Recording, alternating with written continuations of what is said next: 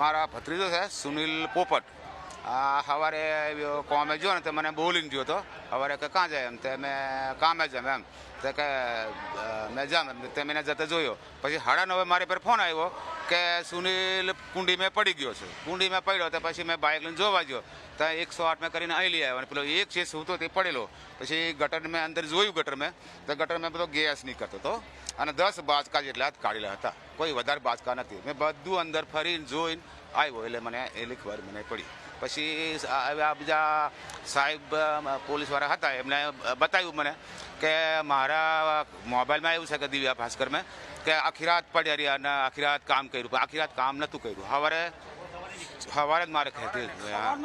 અમારા બાજુના પાછળના મકાનમાં રહે છે પ્રકાશભાઈ સોમાભાઈ. એટલે મેં એવું છે કે આ લોકો ગયા એ આપણને ખબર નથી નોકરીનું. 2 દાડા થયા છે એ ગયા ત્યારના. બરાબર. હવે આ ખબર આપણને નથી પણ અહીંયા ખબર પડી કે આપણે એલજીમાં દાખલ થયા. દાખલનું કીધું હો, દાખલનું કીધું છે, બીજી કોઈ ખબર અમને નહીં. બરાબર. અને અહીંયા આવ્યા એ તો 3 સાથે જોડે ઊંઘેલા હતા એટલે અમે જોયું. અને અહીંયા પોલીસ સાહેબે બી અમને સહી કરાવી છે અહીંયા તો અમે સહી બી પણ કરી.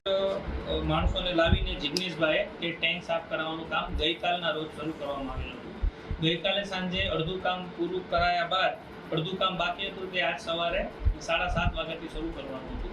જે અનુસંધાને 5 કામ કરનાર વ્યક્તિ સવારે 7:30 વાગે 5માંથી 3 વ્યક્તિ ત્યાં આવેલ હતા અને જે ટેન્ક છે તેનું સાફ કરવાનું કામ શરૂ કર્યું હતું.